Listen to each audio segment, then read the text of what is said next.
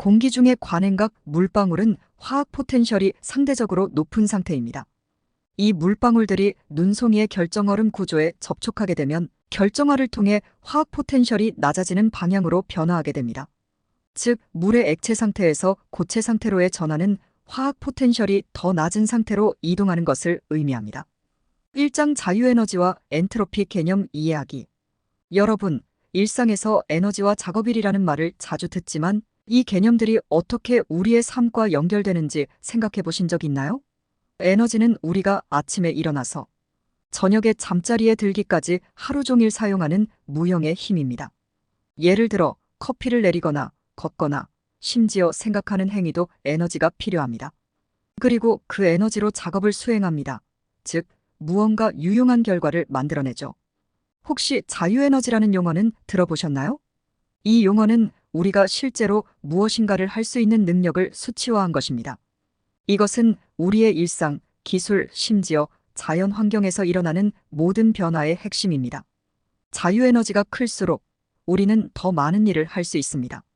이 개념을 이해하는 것은 에너지를 어떻게 효과적으로 사용할 수 있는지, 또 우리 환경에 어떤 영향을 미치는지 알게 해줍니다. 이제 화학 포텐셜에 대해 이야기해 볼까요? 이것은 각각의 물질이 얼마나 안정적인 상태에 있는지를 나타내는 지표입니다.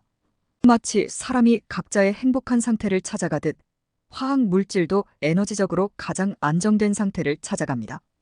이 안정된 상태가 바로 최적의 낮은 화학 포텐셜이죠.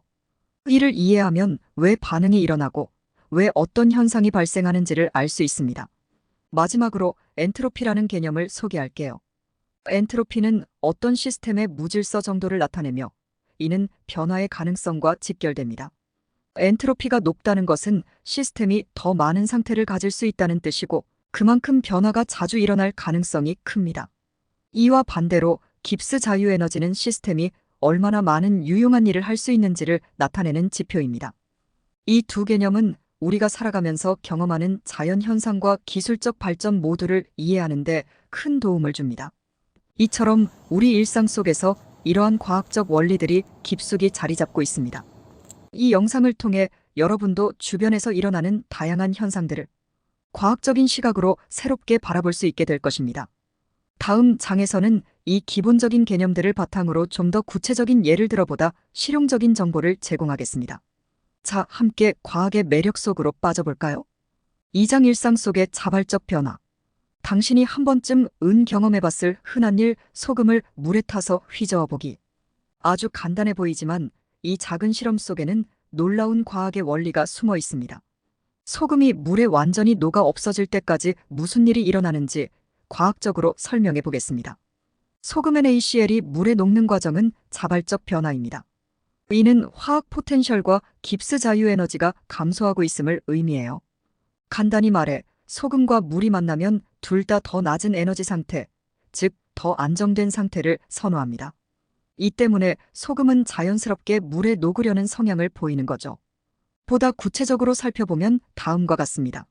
소금 결정과 순수한 물에서 소금의 이온들 Na+ 및 Cl-은 결정 내에서 높은 화학 포텐셜을 가집니다. 이는 물리적으로 더 낮은 화학 포텐셜을 찾으려는 경향이 있습니다.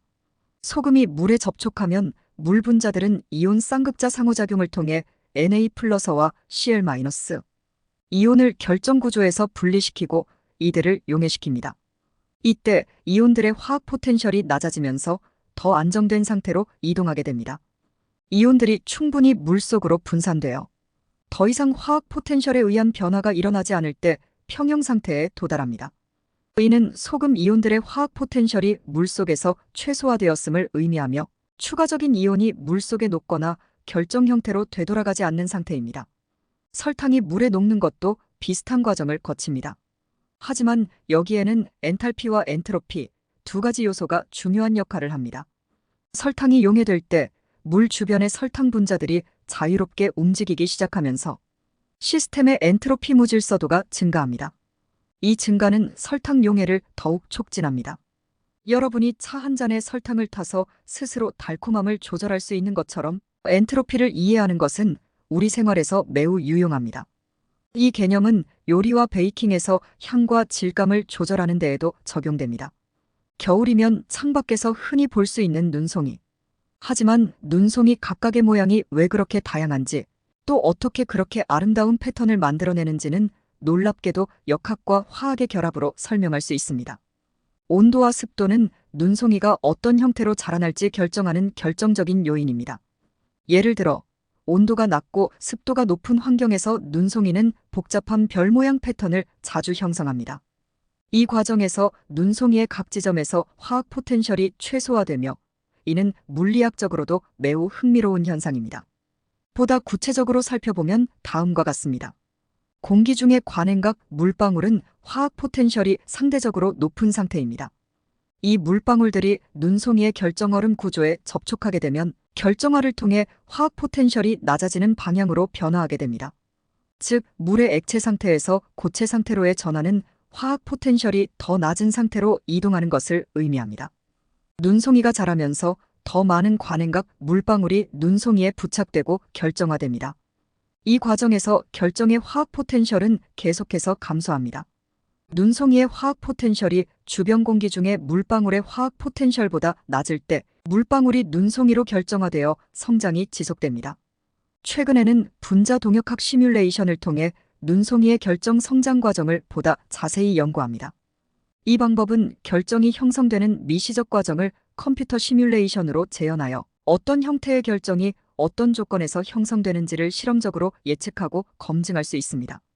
이렇게 우리 일상 속에서 자연스럽게 일어나는 다양한 변화들은 모두 과학적 원리에 기반을 두고 있습니다.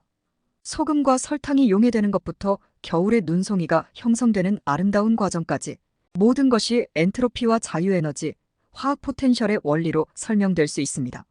이런 기본적인 과학적 원리를 이해하면 우리가 주변 세상을 보는 눈이 한층 더 넓어질 수 있습니다. 3장 평형 상태와 일상생활. 우리가 사는 세상에서의 모든 것은 균형을 이루려는 경향이 있습니다. 동양에서는 이를 중용이라 하죠. 이는 산에서 계곡으로 흐르는 강물이 자연스럽게 가장 낮은 곳을 찾아 흐르는 것과 같은 원리입니다.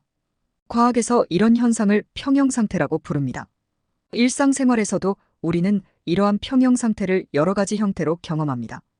예를 들어 뜨거운 커피가 실온에 놓여 있을 때 커피는 주변 환경에 열을 잃으면서 점점 식게 됩니다.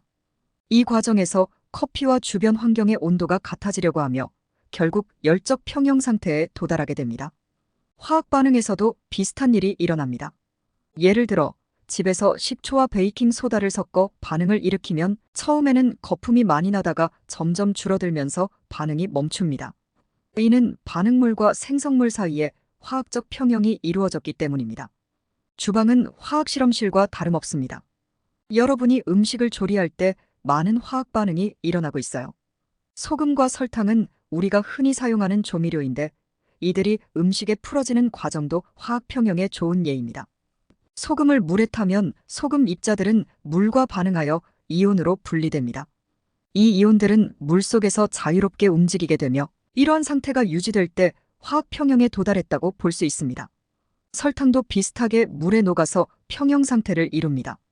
설탕이 완전히 녹아 들어가면 물과 설탕의 용액이 안정된 상태를 유지하게 됩니다. 또한 우리의 환경에서도 화학적 포텐셜과 평형의 원리를 적용할 수 있습니다. 예를 들어 환경 친화적인 생활을 위해 가정에서 사용하는 청소도구들도 화학적 평형의 원리를 따릅니다. 가정용 청소 제품은 오염된 공기나 물질과 반응하여 더 안정된, 무해한 상태로 만듭니다. 이는 화학적 평형을 통해 오염물질이 적절히 처리되고 환경에 미치는 영향을 최소화하는 것입니다. 식물들도 자신의 환경에서 최적의 화학적 포텐셜을 찾습니다. 식물을 키우면서 토양의 pH나 양분의 균형을 맞추는 것은 모두 화학 평형의 일부입니다. 이렇게 우리의 일상 속에서도 과학적 원리, 특히 화학적 포텐셜과 평형 상태는 매우 중요한 역할을 합니다. 이 영상을 통해 여러분이 이 원리들을 조금이나마 더 쉽게 이해하고 일상생활 속에서 응용할 수 있기를 바랍니다. 과학은 멀리 있는 것이 아니라 바로 우리 주위에 숨어있는 마법과도 같습니다. 다음번에 또 다른 흥미로운 과학 이야기로 여러분을 만나겠습니다. 이상 토트샘의 사이언스 캐치였습니다.